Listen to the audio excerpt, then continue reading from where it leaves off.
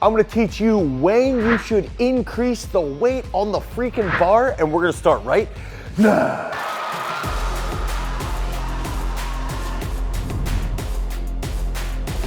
So when we're looking at the sport of weightlifting, we've got to think about a couple different factors.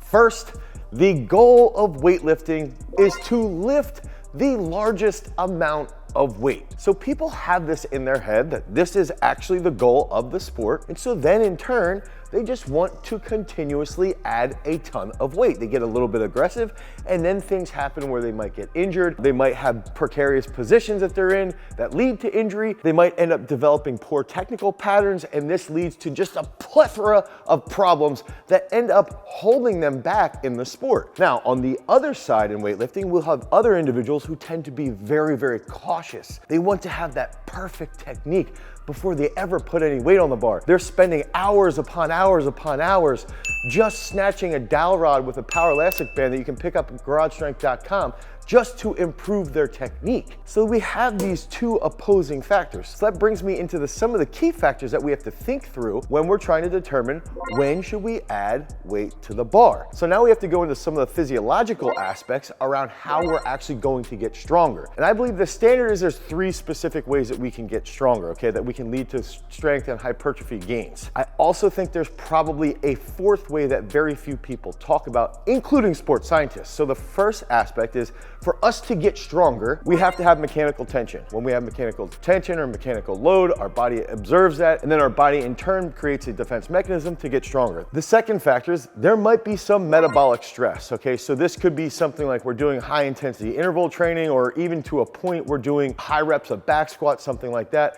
That can lead to some metabolic stress, which then leads to a large amount of hormones coming in to repair muscles, and that in turn leads to some gains in strength and in hypertrophy. That third key aspect is going to be focused on muscular damage. So this is going to typically occur more so during the eccentric phase of a lift. So if we use the back squat example, as we're going through that eccentric portion, there might be some muscular damage that occurs, and then in turn our body proliferates satellite cells, which then reconstructs that muscle to grow, and in turn leads to more strength. Now, the 4th key aspect that I believe plays a major role and could in theory come under mechanical tension, but I do believe it probably should have its own column, is going to be improving neural pathways, okay? And this could even get to the point of myelin sheathing.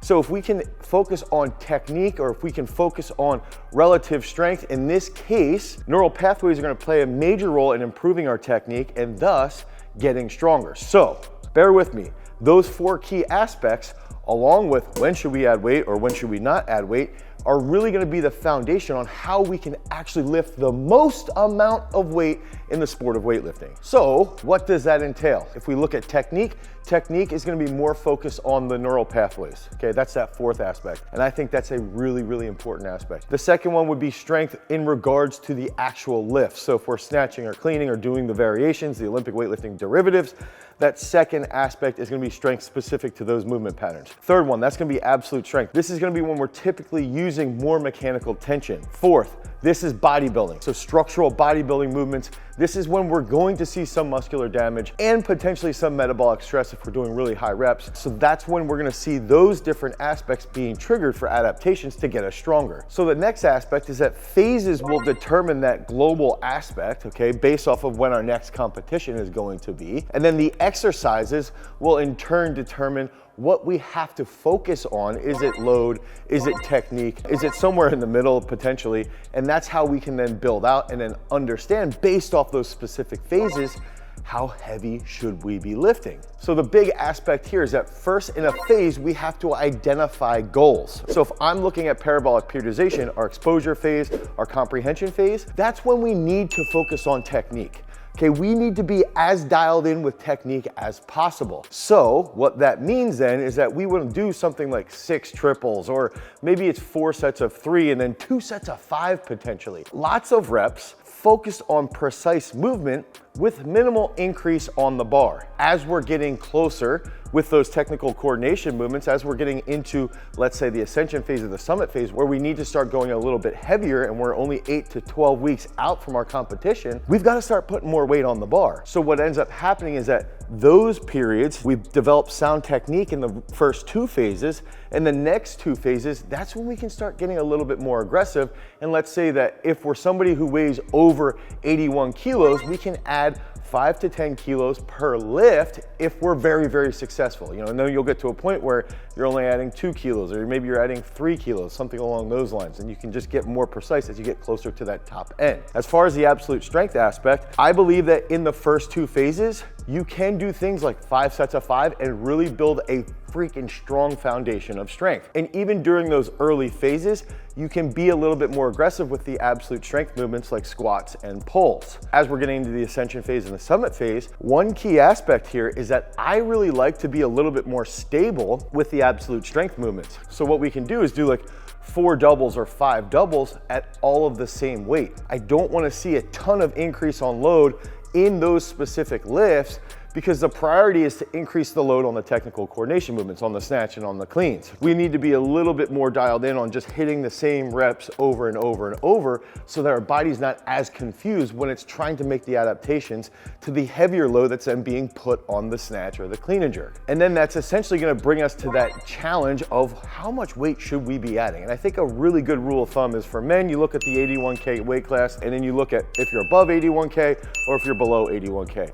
Rule of thumb is that as you're warming up, let's say you're around 65 to 70%. If you're over 81K, it's probably okay to put 10 kilos on the bar from 70% to the next load. And it's probably okay to then go 7 kilos and then 5 kilos. The first 2 to 3 sets, you can be pretty aggressive to find that portion of where you need to be working to improve your technique. If you're under the 81 kilo weight class, I think for men, it would be a little bit of safer bet to go 7 kilos that first jump from that first set, and then you would go down to 5, and then you would go down to 3 kilos. And that should be a way to sort of be a simple starting point. For women, I tend to look at that weight class as the 71K class. So if you're above 71 or below 71, now if you're below 71, typically you can start with that 5K addition, and then you would work down to 3 kilos and then probably 2 kilos. If you're above the 71K weight class, I think you would start at 7, and then you would work down to 5, and then probably down to 3 kilos per set as you start to feel things out. Now, those are some real cool baseline numbers that you can build upon. Some of the big rules of thumb that we have to follow, okay? We need to follow these as rules of thumb. First, if you're a more advanced lifter, you've been lifting for 3 to 4 years, I believe you should be taking crazy jumps, meaning very weird,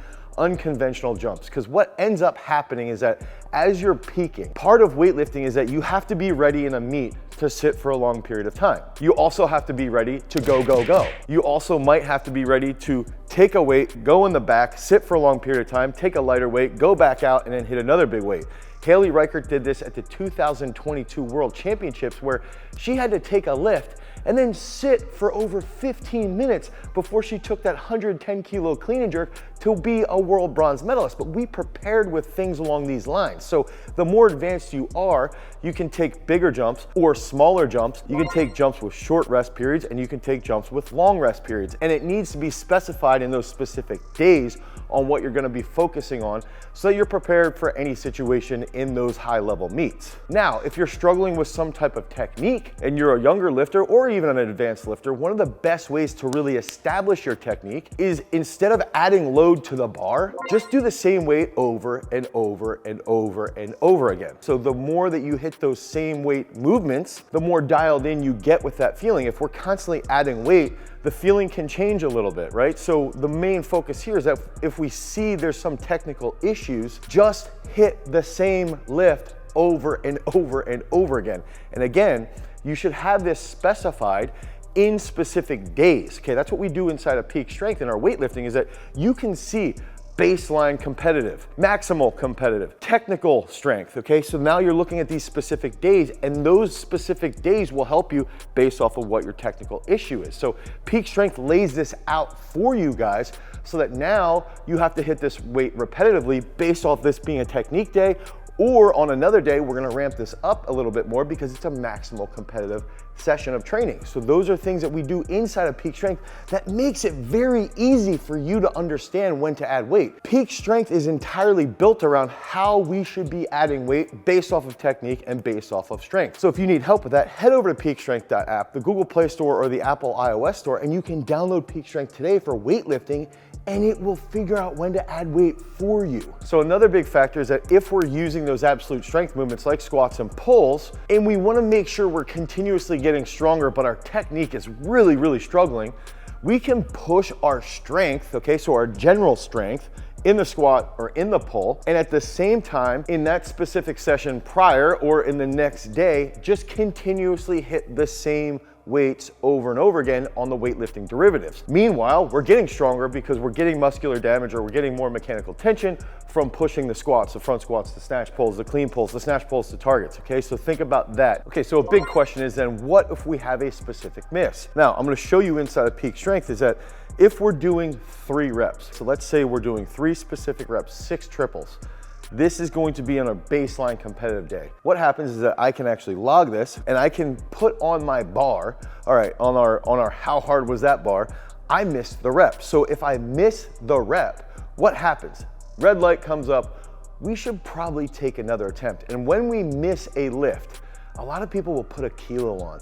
Oh, I missed it behind, I gotta just put a kilo on. You didn't miss it behind because it was too light. You missed it behind because you probably got on your toes early off the floor and there was a technical flaw. 9 times out of 10, we are strong enough to execute a lift. However, we have a missed technical pattern. Now, sometimes the technical pattern that is missed might be caused by a weakness, but it's usually just caused by someone being illogical and not executing as well as they can. I know that sounds crazy, but what we're gonna do is we're gonna keep the weight at the exact same portion. So if we have a missed rep, we wanna stay there and execute. And in this case, okay, we're gonna get in and we're gonna try this triple at 82 kilos again in this instance. Now, if we get into a situation where let's say we're doing a triple at 85 kilos, I'm gonna put that I missed this actual set, right?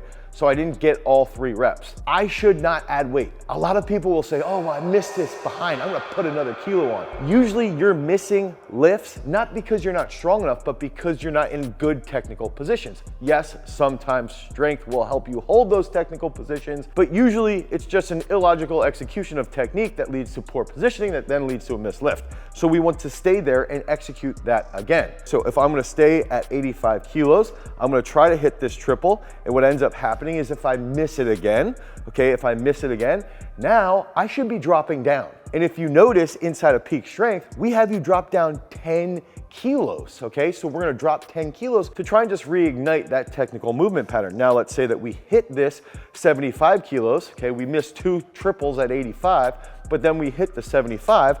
What we're gonna do is we're gonna add a little bit of weight, and that's gonna help us build back up. So this is some of the really unique stuff that we've programmed inside of peak strength that helps it be a bit more intuitive. It helps it be a little bit easier to understand when you guys should be adding load to the bar. Use those benchmark numbers, those rule of thumbs that I provided. Understand what phases you need to try to add more weight, and also understand the physiological way that we are getting stronger, because all of that is what encompasses the way that we've programmed peak strength. Because again, if you guys need help with your training, head over to peakstrength.app, the Google Play Store, the Apple iOS Store, so that we can help you guys become champions. Because remember, freaks, if you want to become a champion, you've always got to cultivate your power. Peace.